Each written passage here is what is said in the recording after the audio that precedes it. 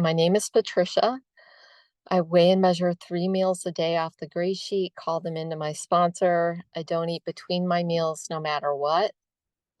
I'm I make calls when weird things happen with my food. Gray sheet abstinence is the most important thing in my life without any exceptions.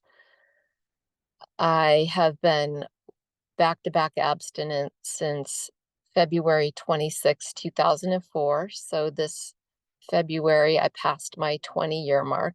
And I can say there's nobody more surprised about that than me.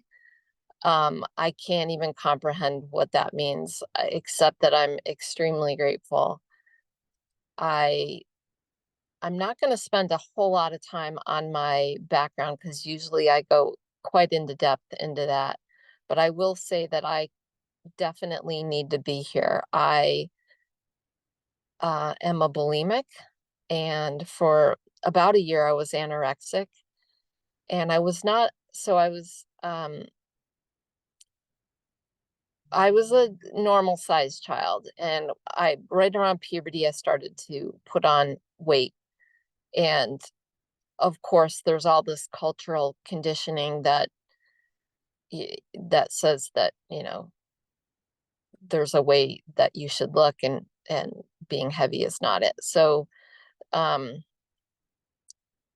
I quickly learned how to diet, and and I was teased um at school, and I didn't like that, obviously. So I did um starve myself for about a year, but um and the psychological baggage that culture conditioning gives me isn't enough to make me a food addict. That's what I found out. That if I had just had that, I might have been an emotional eater, but there is a difference between an emotional eater and a true addict. And I am a true addict. I'm a true food addict because um, what I found is when I put any sugars, carbs, or refined carbs or grains into my body, I cannot stop eating. I just can't.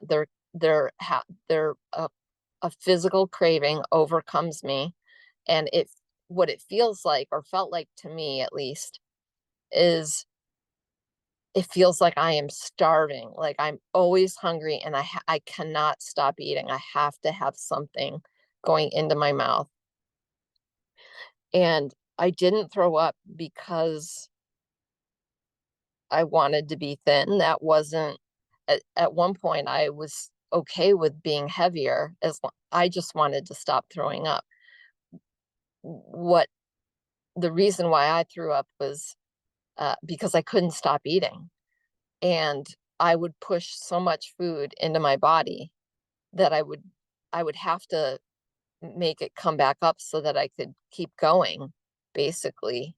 And yes, of course, I didn't want to be morbidly obese like family members were, but that wasn't the main reason. It took on a life of its own. The more it allowed me to eat really sugary. Before that, I'd given up sugar because I realized, hey, those, I was this calorie counting young lady, and I realized that those had the most calories, so I stopped eating that. But when I started purging, and I knew I was going to bring it all back up, I would eat the most sugary substances I could find, as well as other junk foods, because I knew that I would just make it come back up. And very long story short, that went on for 16 years straight, with short, brief intervals of not doing it, when I thought I had this disease licked and I could eat like normal people. The way that I was able to stop was over exercising, chewing packs and packs of stuff that you just chew, drinking lots of caffeinated drinks, smoking, taking drugs, getting into relationships that were abusive and detrimental to my mental well-being. anything I could think of. To I went and studied for a half year in Australia because I thought I just wasn't engaged with life enough, and that if I was just doing what I was passionate about, that would solve the problem. It didn't solve the problem. No diet solved the problem. I began to think that I was mentally unwell. And so I embraced going to therapy. I went to individual therapy, I went to group therapy. Those didn't solve it. Um, I didn't have a lot of money, so I couldn't do more expensive things. Like I never tried weight loss programs and stuff like that. But I tried pretty much everything else. It felt like um,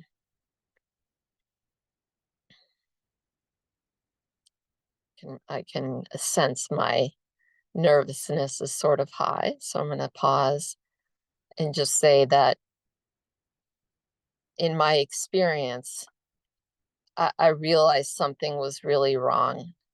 For a while, I thought I wasn't spiritually fit. There's a lot of conditioning in the program that says that if you don't work the steps right, you will pick up.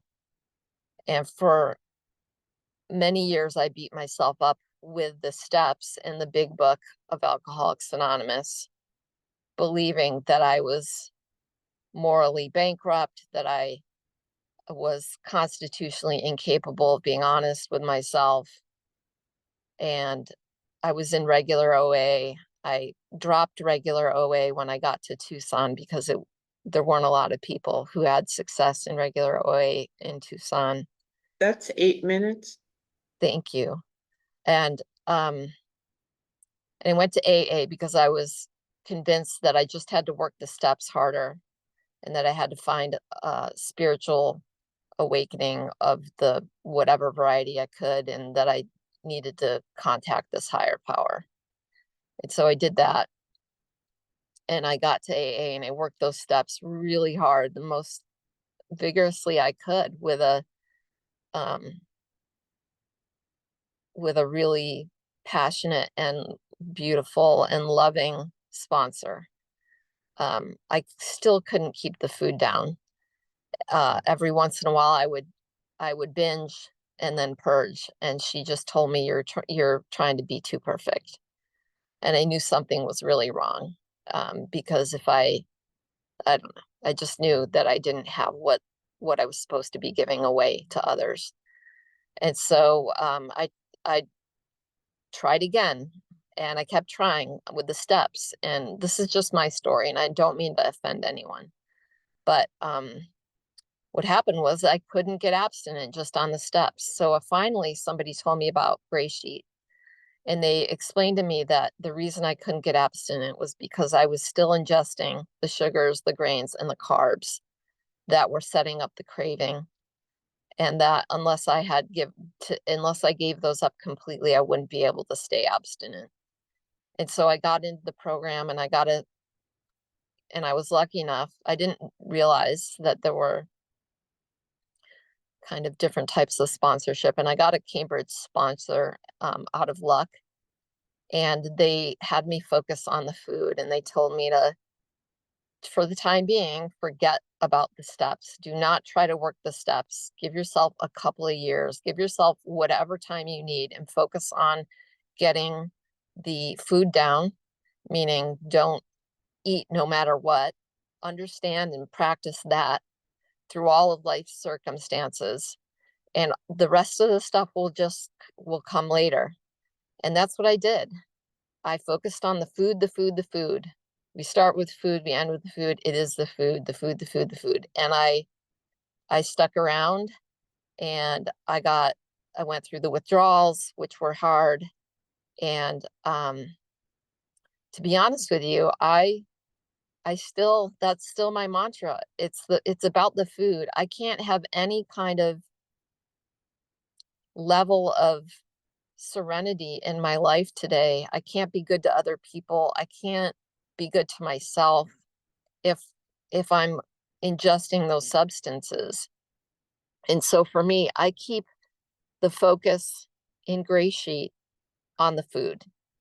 I don't want it muddied up with other things because this is life or death for me. I was bleeding rectally at the very end of my bulimia.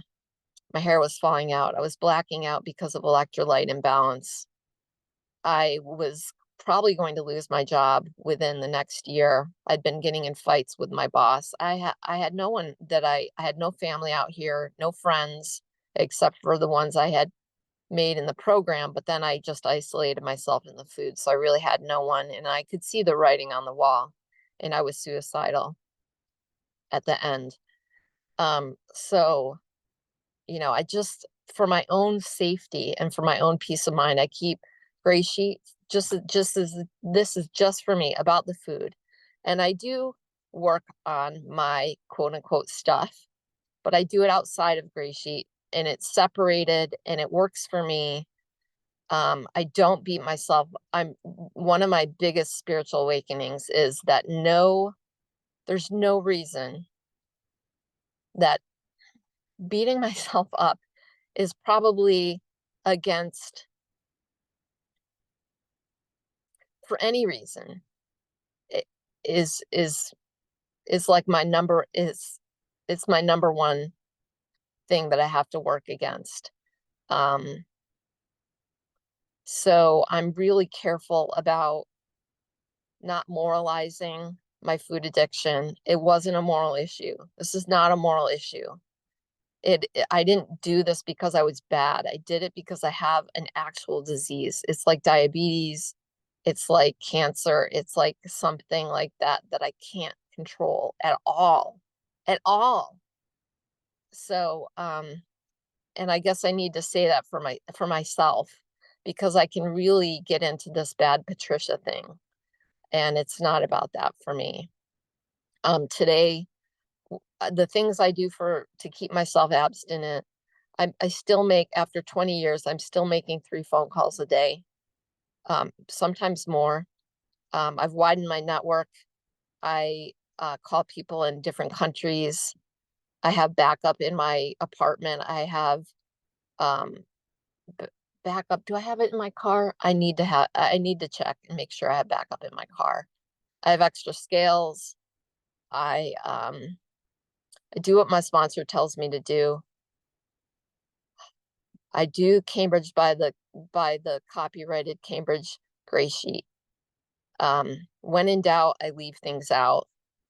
I clean off the counter before I start weighing and measuring and clean off the scale to make sure that if I drop something on the counter, I don't have to wonder if it got some like little bit of something on it. Like I can put it back into my bowl without with a knowing that it was okay.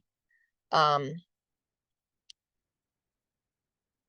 asked my sponsor questions about different emergency situations so that I know what to do. When I travel, I bring at least 3 meals ahead of the meal that I need to eat in the plane with me on the plane. A lot of times I don't bring enough clothing because it's mostly food. That's one And minute.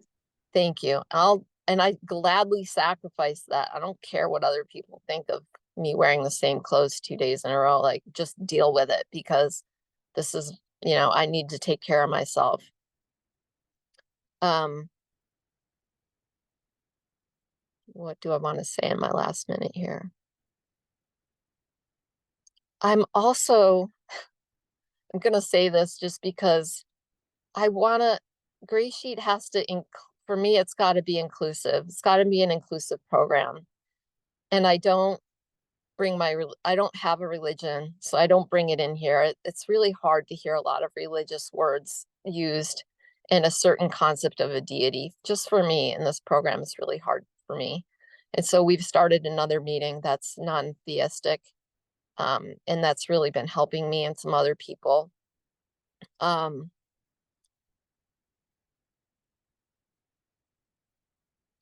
and I'll leave it with that because it's not that I'm not grateful for this program. It's just that this this program,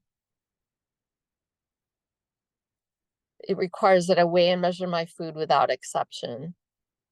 And all the rest has to serve that purpose. And That's time. thank you. So I don't mean that in any disrespect to the program or to anyone else, but just for anybody who's listening, he needs to know if this will work for you. If you don't have a deity, it will. And thank you for letting me share.